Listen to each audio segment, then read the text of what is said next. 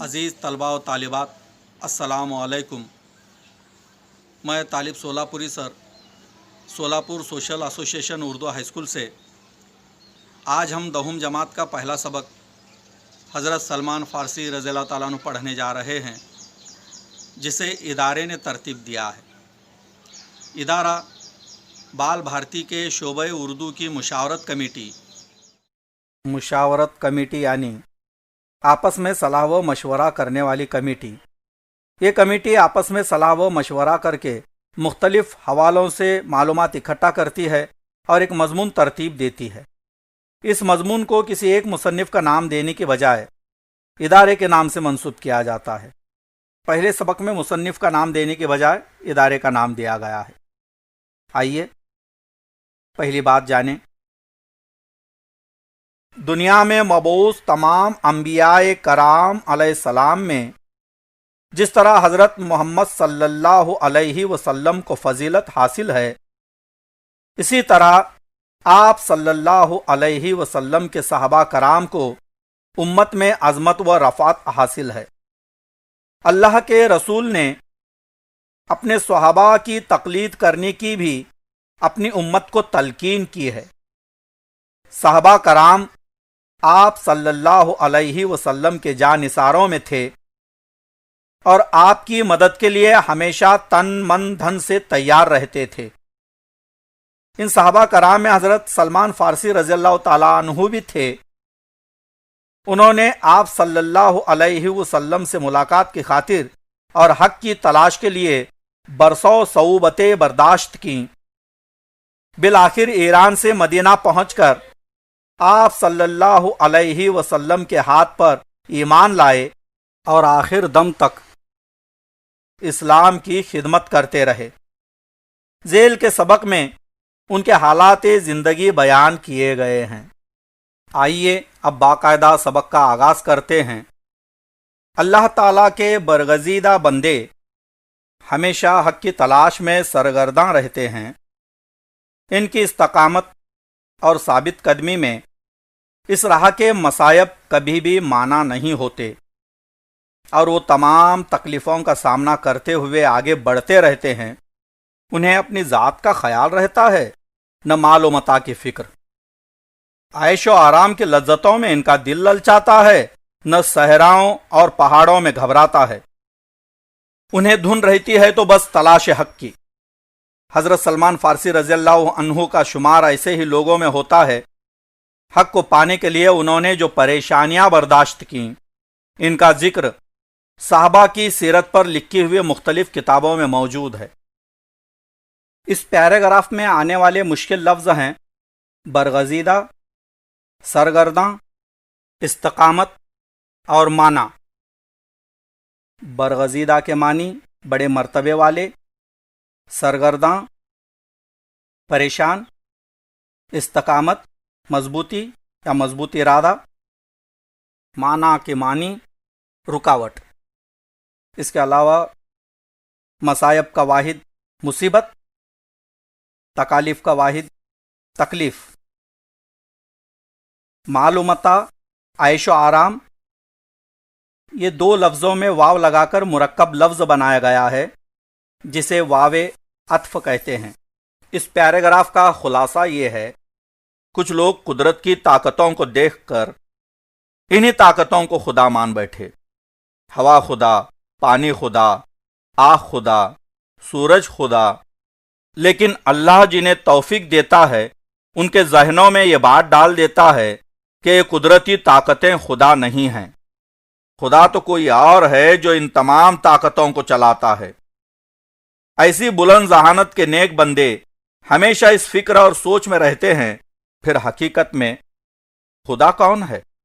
پھر ان کی روح میں حقیقت کی تلاش و جستجو ایسے نصب ہو جاتی ہے کہ اب کوئی مصیبت، کوئی تکلیف ان کے لیے رکاوٹ نہیں بن سکتی۔ وہ دنیا کی تمام مال و متاع، عیش و عشرت سے اٹھ کر خدا کی تلاش میں جنگل، صحرا، پہاڑوں میں بھٹکتے ہیں۔ آئیے اس سبق کا دوسرا پیراگراف دیکھتے ہیں۔ ایران قدیم زمانے ہی سے علم و ہنر کا مرکز رہا ہے۔ انسانی تمدن کا سورج ابھی نصف النہار پر بھی نہ پہنچا ہوگا کہ وہاں کی تہذیب و معاشرت کے چرچے عام ہونے لگے تھے۔ مجوسیوں نے زرتشتی مذہب کو عام کرنے میں کوئی کسر اٹھا نہ رکھی تھی۔ دنیا کی اولین حکومت کا قیام وہیں عمل میں آیا۔ 7ویں صدی عیسوی میں ساسانی حکومت میں سیاسی تغیرات ہوئے اور فوجی نظام کو ترقی دی گئی۔ حضرت سلمان فارسی رضی اللہ تعالیٰ عنہ ان تبدیلیوں کو دیکھتے رہے، مگر حق کو پانے کی لگن ان کے دل میں کروٹیں لیتی رہی۔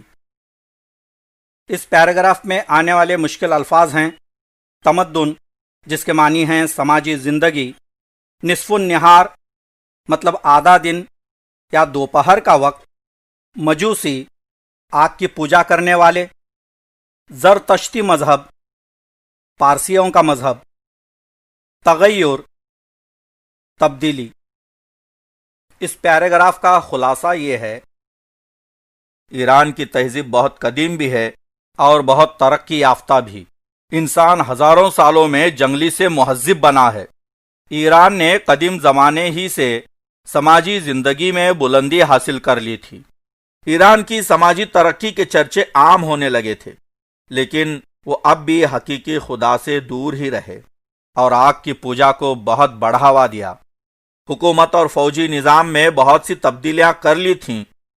ایسے میں بھی حضرت سلمان رضی اللہ تعالیٰ عنہ ان تبدیلیوں کو نظر انداز کر کے حق کی تلاش میں ہی رہے۔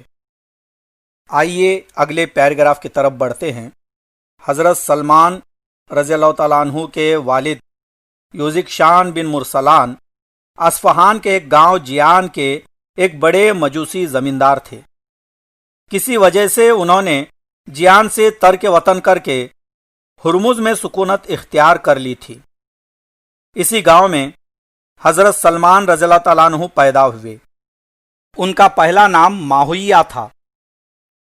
وہ اپنے والد کے لیے دنیا کی ساری چیزوں سے زیادہ محبوب تھے، اسی لیے بچپن سے ان کا بہت زیادہ خیال رکھا جاتا تھا۔ انہوں نے کم عمری ہی میں مجوسیت کی اس قدر تعلیم حاصل کر لی تھی کہ انہیں آتش کدے کا داروغہ بنا دیا گیا، مگر وہ اس مذہب سے مطمئن نہیں تھے۔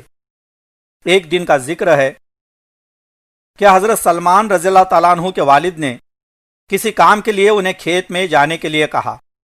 کھیت کے راستے میں ایک گرجا گھر تھا۔ حضرت سلمان رضی اللہ تعالیٰ عنہ کھیت میں جانے کی بجائے اسی گرجا گھر میں چلے گئے اور دیر شام تک وہیں رہے۔ گرجا گھر کی رسومات اور عبادات کے طریقے سے وہ بہت متاثر ہوئے۔ گھر لوٹ کر انہوں نے ساری روداد اپنے والد کو سنائی۔ یہ سن کر وہ بہت برہم ہوئے اور حضرت سلمان رضی اللہ تعالیٰ عنہ کے پیروں میں بیڑیاں ڈال دیں۔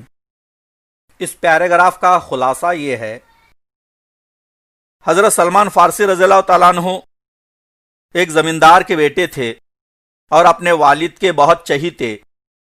کم عمری میں ہی انہیں آتش کدے کا، یعنی جہاں آگ ہمیشہ جلائی رکھی جاتی تھی، اس کا رکھوالا یعنی داروغہ بنا دیا گیا تھا۔ لیکن وہ اپنے مذہب سے مطمئن نہیں تھے۔ ایک دفعہ باپ کے کہنے پر کھیت کے لیے جا رہے تھے، راستے میں گرجا گھر یعنی چرچ دکھائی دیا۔ وہ چرچ میں چلے گئے، شام تک وہیں رہے۔ ان کے عبادات کا طریقہ دیکھا تو بہت متاثر ہوئے اور لگا کہ شاید ان لوگوں کا مذہب سچا ہے۔ گھر آ کر والد کو عیسائی مذہب کے تعلق سے بتایا۔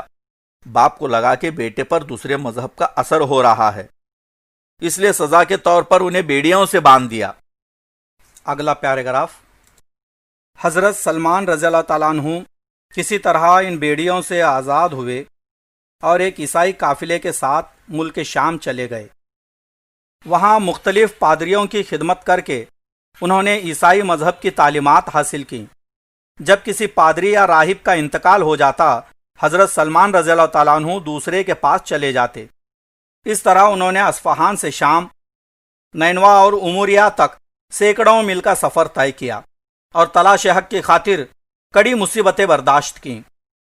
بالآخر اموریہ کے راہب نے انہیں یہ بتایا کہ عنقریب حضرت ابراہیم علیہ السلام کا دین لے کر ایک نبی مبعوث ہوگا۔ وہ کھجوروں والی زمین کی جانب ہجرت کرے گا۔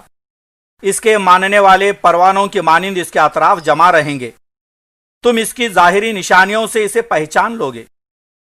اے سلمان، سن، اس کی نشانی یہ ہوگی کہ وہ صدقے کا مال نہیں کھائے گا، وہ ہدیہ قبول کرے گا، اور اس کے شانوں کے درمیان نبوت کی مہر ہوگی۔ حضرت سلمان فارسی رضی اللہ تعالیٰ عنہ اب کھجوروں والی زمین تک پہنچنے کے لیے بے قرار رہنے لگے۔ انہوں نے لوگوں سے سرزمین کے متعلق دریافت کیا تو پتہ چلا کہ یہ عرب کی ایک بستی مدینہ ہے۔ اتفاق سے اسی زمانے میں اموریہ میں عربوں کا ایک قافلہ آیا ہوا تھا۔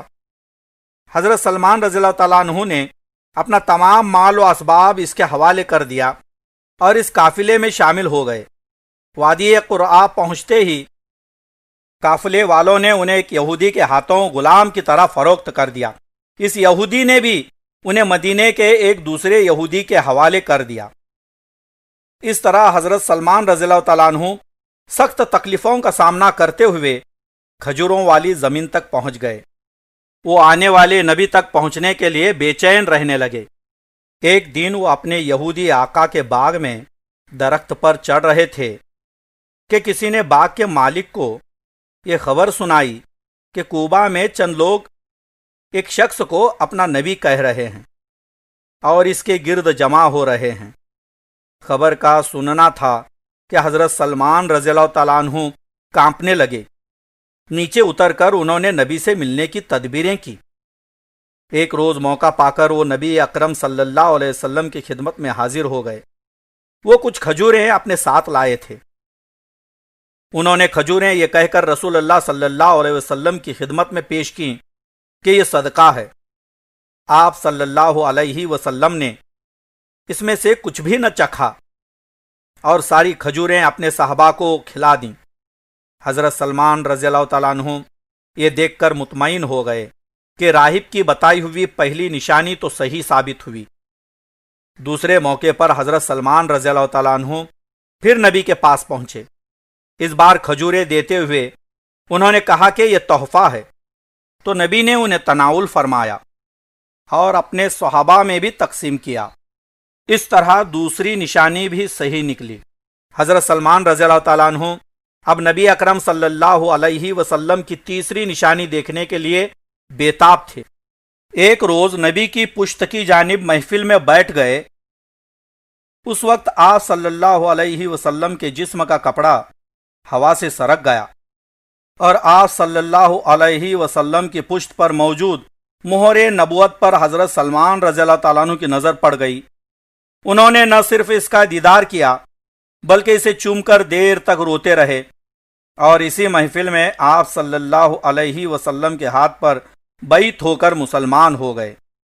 یہاں پہنچ کر حضرت سلمان رضی اللہ تعالیٰ عنہ کی تلاش حق کا سفر تمام ہوا۔